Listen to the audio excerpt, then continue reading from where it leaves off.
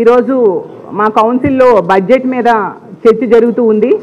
ప్రతిపక్షం మా డ్యూటీ ఏంటి, బడ్జెట్లో ఏమేం తప్పులు జరిగాయి, వాళ్ళు ఇచ్చిన హామీలు ఏంటి, ఎన్నికల టైంలో వాటి కేటాయింపులు జరిగాయా లేదా దానిని మేము ప్రస్తావిస్తూ ఉన్నాము.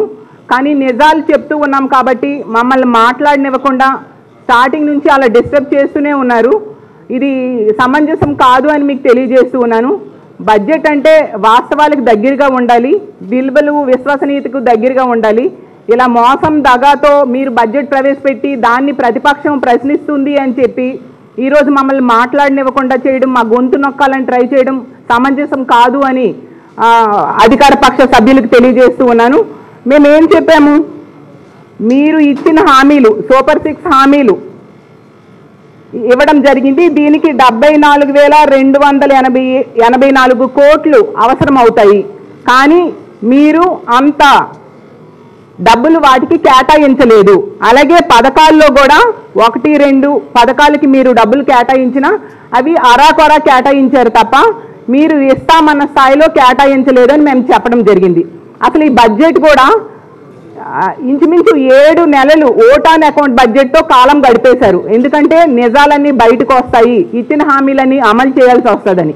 ఇంకా ఫైనాన్షియల్ ఇయర్ ఎండ్ అయిపోతుంది. ఈ టైంలో ఇప్పుడు పూర్తి స్థాయి బడ్జెట్ పెట్టి అరాకొరా నిధులు కేటాయించారు. అసలు ఇన్ని రోజులు టైం తీసుకునేసరికి ఈ రాష్ట్ర ప్రజలందరూ కూడా చాలా ఆశపడ్డారు, ఈ పథకాలన్నీ కూడా అమలు చేస్తారు, అందుకోసం ఎంత వర్కౌట్ చేస్తూ ఉన్నారు, ఎంతగా దీని మీద వర్కౌట్ చేసి బడ్జెట్ ప్రవేశపెడుతున్నారు, మా తలరాతలు మార్చేస్తారని రాష్ట్ర ప్రజలు చాలా ఆశపడ్డారు. చూసేసరికి వాళ్ళ ఆశలన్నీ మంత్రి గారు బడ్జెట్ టైంలో చాలా విషయాలు చెప్పారు.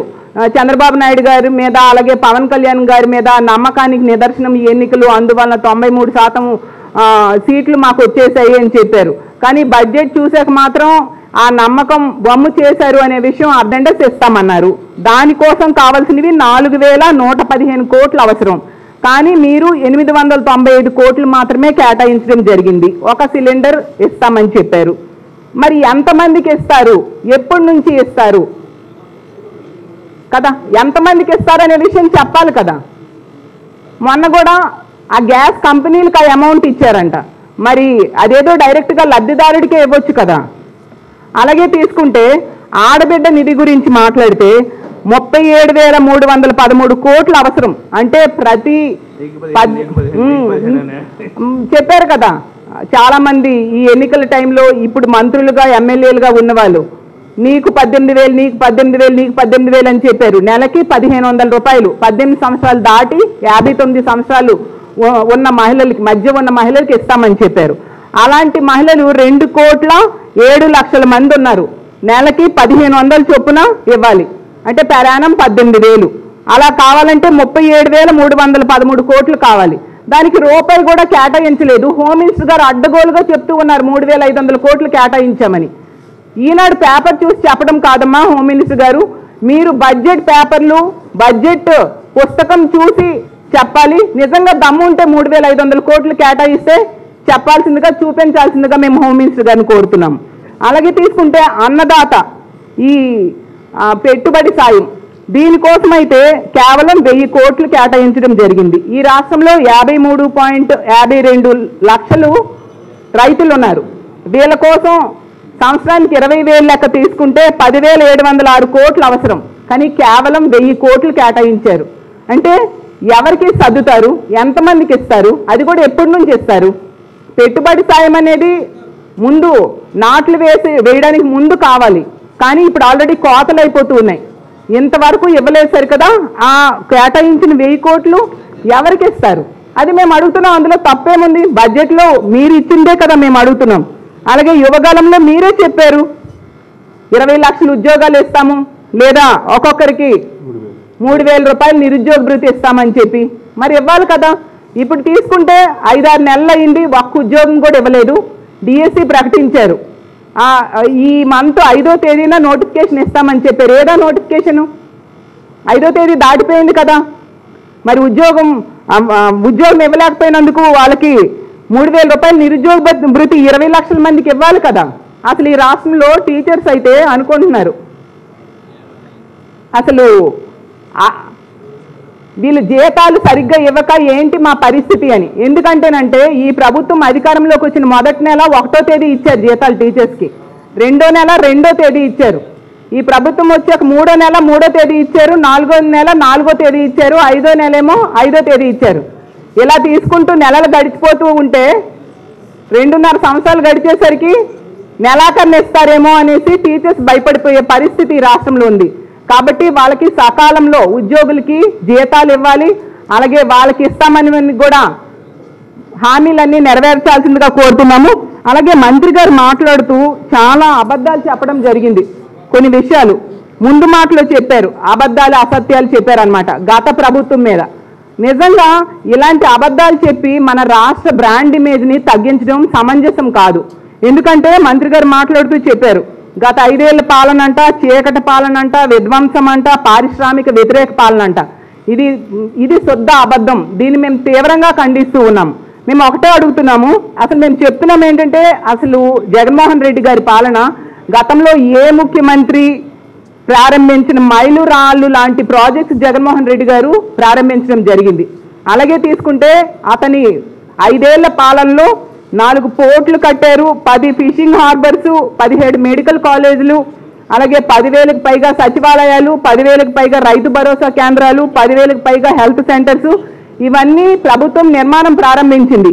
దీన్ని చీకటి పాలన అంటారా, దీన్ని విధ్వంసం అంటారా అని మేము అడుగుతున్నాం.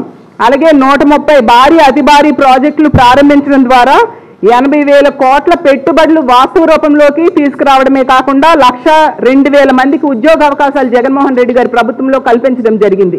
దీన్ని విధ్వంసం అంటారా అని నేను అడుగుతూ ఉన్నాను మంత్రి గారికి. అలాగే తీసుకుంటే ఎంఎస్ఎంఈల ద్వారా 2,100 కోట్లు ఇంటెన్సివ్స్ ఇవ్వడమే కాకుండా 3.94 లక్షల ఎంఎస్ఎంఈలు గ్రౌండ్ చేయడమే కాకుండా 23,65,000 మందికి ఉద్యోగ అవకాశాలు ఇవ్వడం జరిగింది జగన్మోహన్ రెడ్డి గారి పాలనలో. దీన్ని విధ్వంసం అంటారా అని నేను అడుగుతూ ఉన్నాను. అసలు ఎప్పుడు లేనట్టుగా 3 years వరుసగా ఈజ్ ఆఫ్ డూయింగ్లో నంబర్ 1 స్థానంలో ఉంచారు జగన్మోహన్ రెడ్డి గారు. దీన్ని చీకటి పాలన అంటారా అని నేను మంత్రి గారిని అడుగుతూ ఉన్నాను. ఎందుకు ఇలాంటి తప్పుడు మాటలు చెప్పి ప్రజల్ని తప్పుదోవ పట్టించడానికి ట్రై చేస్తున్నారు, రాష్ట్ర బ్రాండ్ ఇమేజ్ని తగ్గించడానికి ట్రై చేస్తున్నారు అని నేను అడుగుతూ ఉన్నాను.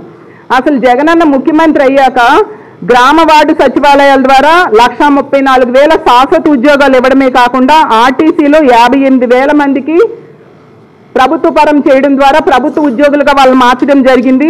అలాగే వాలంటీర్స్ ద్వారా 2,60,000 మందికి ఉపాధి కల్పించడం జరిగింది. అలాగే ప్రభుత్వ రంగంలో వివిధ కేటగిరీల్లో 6,31,000 మందికి ఉద్యోగ అవకాశాలు ఇవ్వడమే కాకుండా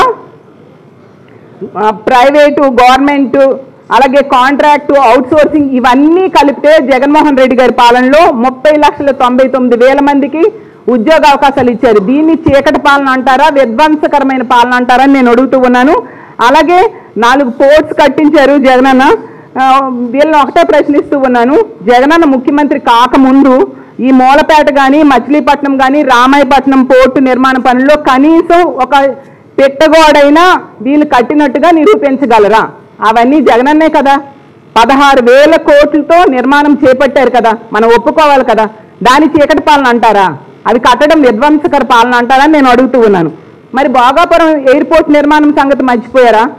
జగనన్న అన్ని పర్మిషన్స్ తీసుకొని దానికి శంకుస్థాపన చేసి శరవేగంతో నిర్మాణం చేయడం జరిగింది. అసలు చంద్రబాబు నాయుడు గారి సమీక్షలోనే 30% వర్క్ అయిపోయిందని చెప్పడం జరిగింది అధికారులు. మరి దాన్ని విధ్వంసకర పాలన అంటారా నేను అడుగుతూ ఉన్నాను. ఎందుకు ఇలా రాష్ట్ర బ్రాండ్ ఇమేజ్ని మీ రాజకీయ స్వార్థం కోసం దెబ్బతినేట్టుగా చేస్తున్నారని నేను ప్రశ్నిస్తూ ఉన్నాను.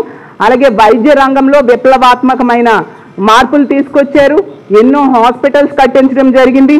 అలాగే దశాబ్దాలుగా ఎంతో సమస్య, కిడ్నీ సమస్య, దానికోసం మనం చూసాం 700 కోట్లతో శాశ్వత మంచినీటి పథకాన్ని ప్రారంభించారు. 85 కోట్లతో 200 పడకల hospital, kidney research centre Jaganmohan Reddy గారు తీసుకొచ్చారు. అది విధ్వంసకర పాలన నేను అడుగుతున్నాను. వీళ్ళకి అంటే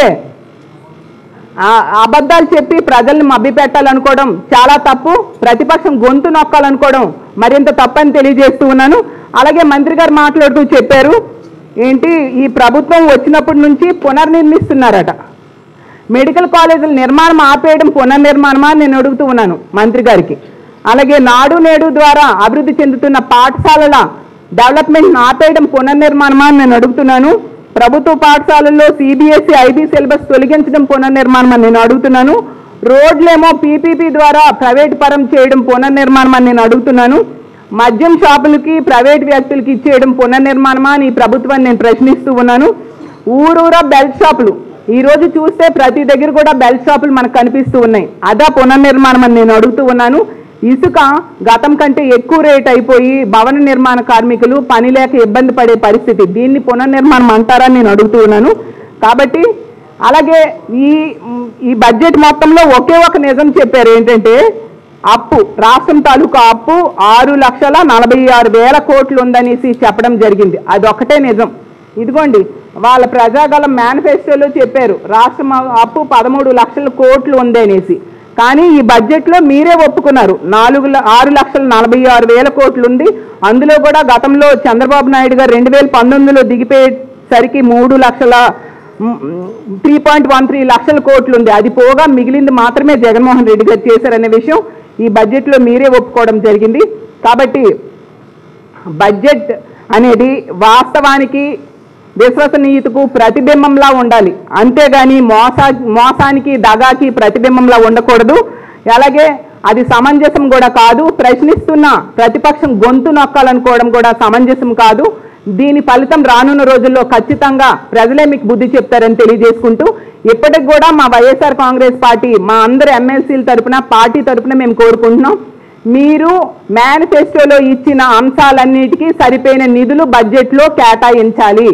ఇప్పుడు కేటాయించినవి సరిపోవు కాబట్టి వాటిని మార్చైనా, మీరు చెప్తూ ఉంటారు కదా సంపద సృష్టి చేస్తాము అనేసి, ఆ సంపద సృష్టి ఏదో చేసి మేనిఫెస్టోలో ఇచ్చిన అంశాలన్నిటికీ సరిపోయే నిధులు మీరు కేటాయించాల్సిందిగా కోరుకుంటూ సెలవు తీసుకుంటున్నాను.